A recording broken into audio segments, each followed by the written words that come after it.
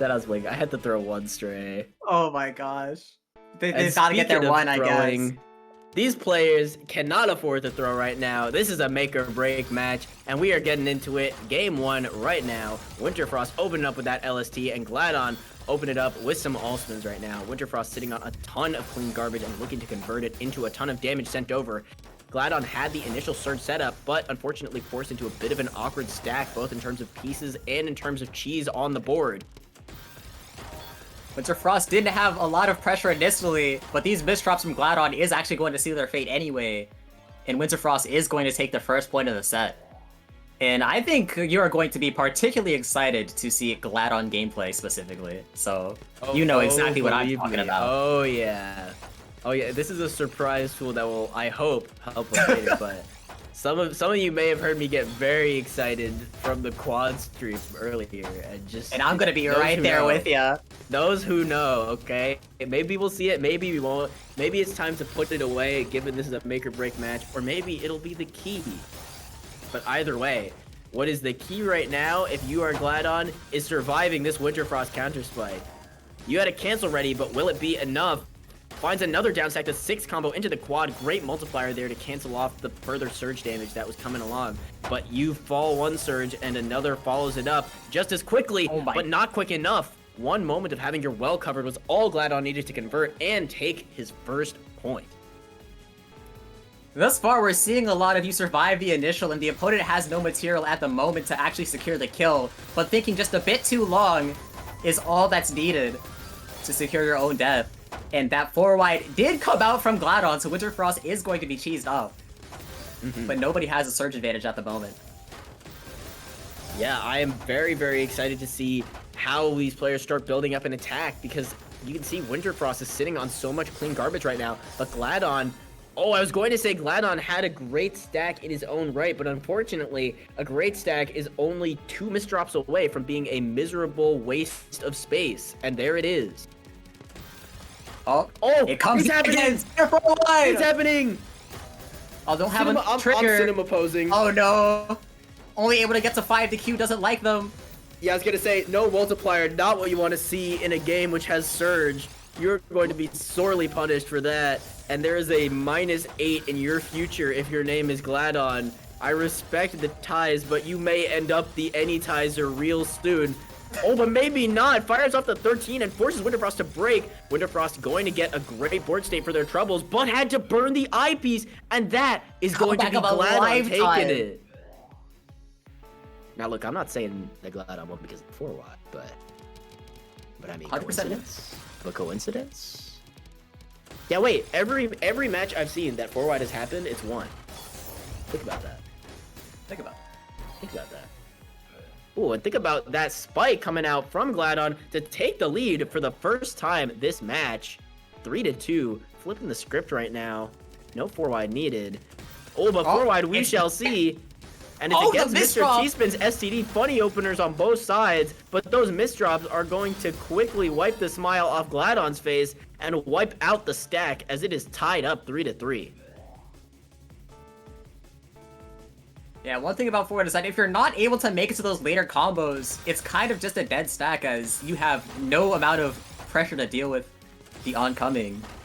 We're gonna see GLADDON does have their second bag, so they're gonna send that over. WINTERFROST has a lot of cheese, gonna have to go to cycle, able to find the count to 4, able to find the 4 surge threshold, and it's not even necessary.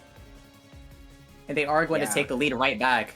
GLADDON had that one singular Mino over the garbage wall, and that was all you needed. Unfortunately, was forced to burn an eyepiece without getting a quad earlier on into the up stack, and it came back to bite him later because on the down stack, he was very, very slightly too far to be able to open up that garbage.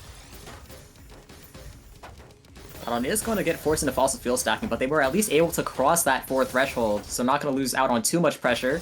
They've got some clean on their board. WINTERFROST looking for the counter spike, not able to make the 4 surge, but they have a lot of clean on their board.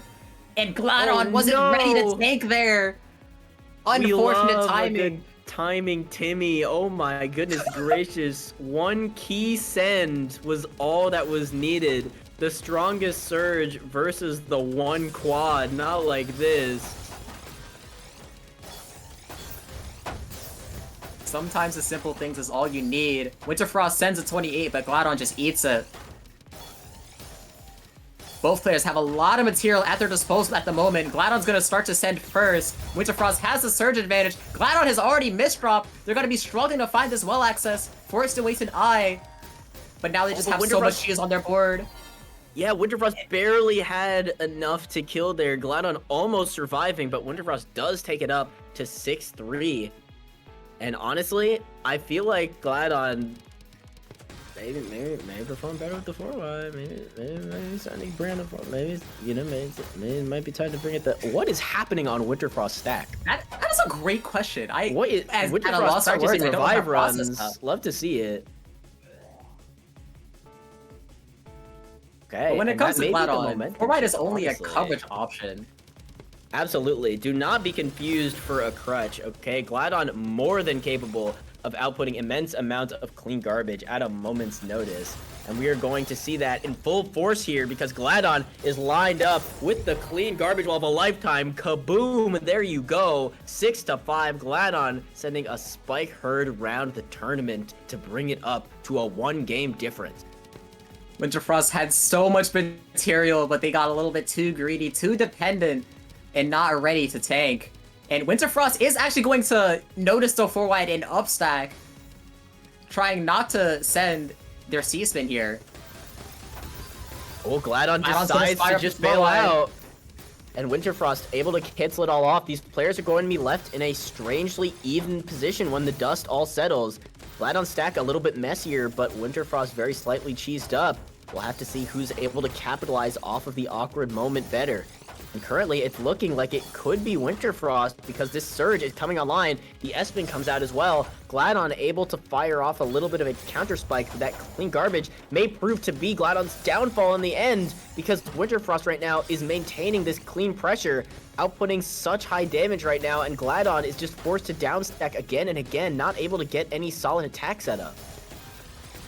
I think one thing that's kind of interesting is that GLADDON might play better when there's less clean on their board. Because when there's a lot of clean on their board, you see them start to think about their decisions a lot more and make sure that they're able to kill. But the second they get cheese, you just see them turn their brain to a different gear. And they just start focusing on speeding up that down stack as fast as possible. And this is actually going to give them their tie point. Absolutely, the best of the burst here because GLADDON is able to not only survive but thrive under pressure. So far we've seen that when people are in deficit, they're not really able to recover unless they can get a surge built up of their own or some lucky garbage, but GLADDON is a different beast. You give GLADDON a moment to get down, and that is going to be more than enough for him to get down and get down to it as he gets down to this counting to 4, opens up with the T-spin as well, another counting to 4, but the misdrop, no, not like this. Had the downstack of a lifetime, but suddenly pushed all the way to the top and forced to burn not one, but 2 different eyepieces on the way out, managing to still open it up because WINTERFROST is looking like a bit of a secret grade specialist at the moment, but GLADDON barely able to survive that round and take the lead 7-6. Very close matchup. The lead is just going back and forth here. Absolutely, a bit of history of these players. The last time that they played over in Galactic's Champions League, it was WINTERFROST 15-14 over GLADDON. As close as it comes, and you can see why, because these players know each other better than me and Credit Card. That they are absolutely band for band, bar for bar, and they are keeping pace with every upstack and downstack like right now because GLADDON is looking to finish off WINTERFROST. WINTERFROST so cheesed up in the moment, trying to find this downstack right now, does manage to open up, keeps the TSS for a little bit of extra cheese on the way out, and GLADDON manages to hold on, but WINTERFROST is out and about, ready to strike back. And GLADDON has an entirely man-made stack here. They're gonna go for the 7-2. Finds their next well. And WINTERFROST is going to send their surge the second they get it. So that's going to be cheese that GLADDON's going to have to deal with in a few engagements down. WINTERFROST is going to be looking to find that kill spike at the current moment as GLADDON doesn't have the best board state. WINTERFROST does have to keep restacking their pressure. Yeah, speaking of board state here, we've seen time and time again, WINTERFROST, without being sent a lot of clean garbage, somewhat struggling to find an attack of significant scale against GLADDON here, which is giving GLADDON the exact scenario that he wants, which is that he's able to just survive and survive and survive and wait for the key moment. Oh my goodness, but maybe that key moment will never come, because WINTERFROST finally does find an attack, and it is in full scale, because that is a 7-7 make and spike. GLADDON was one piece away, even able to find the decision that keeps their well open. And oh my god, speaking of a well, they get it in the absolute perfect column. WINTERFROST did have some material, but that's gonna be it when this follow-up comes through. GLADDON takes their 8th point. Osk looking up and smiling from the garbage injector there, because oh my goodness gracious, could not have asked for a better spot for a huge spike to clean. That is the danger of sending first. You risk that you're not giving your opponent pressure, but in fact ammunition. And that ammunition can be fired back in full force, which is exactly what we're seeing right here. GLADDON gets a huge spike. WINTERFROST looking for a way out right now. Does manage to find some skims, nothing too significant, but GLADDON doesn't have the pressure to finish off. Finds another TSS, but again, WINTERFROST just finding this down stack time and time again. A 13, looking for the TSS, maybe the count to 4, but the misdrop not going to be doing them any favors. GLADDON hitting the classic 9-0, and thank goodness WINTERFROST died there, because GLADDON had just misdropped. That was very interesting, because WINTERFROST had a lot of clean on their board, a lot of material that they could have worked with, but GLADDON was just sending them just enough damage to keep them uncomfortable and not able to fully utilize it. But the 4-white comes out once again, they get multiplier, but all that's gonna do is send more clean to WINTERFROST, and we've seen how they're able to use it once they're uncontested. But GLADDON is more than a good enough board state to survive this encounter. For sure, but WINTERFROST, in their own right, has a great attack built up, and it is great enough that the follow-up spike will take GLADDON out, keeping it in a 1-game gap. Yeah, probably the worst misdrops possible for GLADDON there. Ends up misdropping on their skim, and then puts the eyepiece right over the well where it was supposed to be a quad. And WINTERFROST not able to find their forcers to cancel. Has a C-spin, but even then, that's not good enough. And GLADDON is now at match point. Such an unfortunate sequence of pieces, and it could be the difference between being in and out of the Tetrio World Championship, because GLADDON is 1 point away from moving on with the win. And if WINTERFROST cannot lock in right now, that will mean that WINTERFROST cannot participate any longer in this event. WINTERFROST within a single round of getting eliminated here. They are locking in. And they're closing this lead, making it shorter and shorter. Trying to take the momentum while they still can. 4-wide comes out from GLADDON. WINTERFROST is going to recognize that and send them a TSS. Very well played. GLADDON's going for the restack. That is one of the advantages of 4-wide, having that endless restack option if you're not pressured. GLADDON's going to send 14 of straight cheese, but it's not that bad on WINTERFROST's board.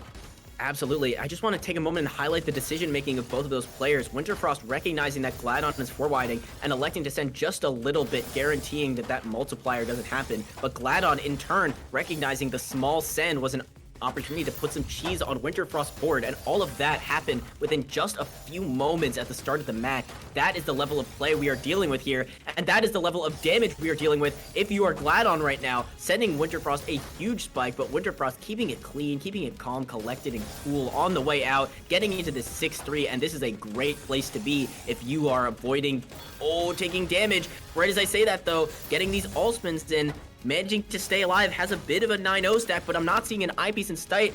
Stacks up a Kaida and another for the TSS, a bit of the hamburger helper there. GLADDON going to be getting some back-to-back in his own right though, and this surge could spell disaster, but just as I say that, breaks it up.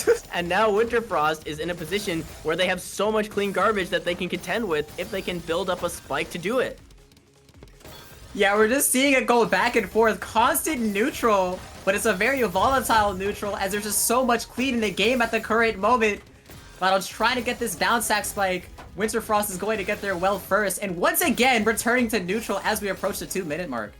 This is the 9-10 in action. We are seeing these players be a lot more defensive, a lot more cautious than they otherwise would have been. And it's because, yeah, if you make a mistake, it's not just the game that you're losing, it's your tournament life. So these players do not want to make that one mistake. They want to take every moment they can to make sure that if they take an attack, they will have a position where they can hit back twice as hard. And the GLADDON maybe giving WINTERFROST that opportunity, sends over the Surge, is going to put a bit of clean and a bit of cheese on the board. GLADDON making his way through some cheese in his own right, but now WINTERFROST has the opportunity to fire back with something spicy and something special.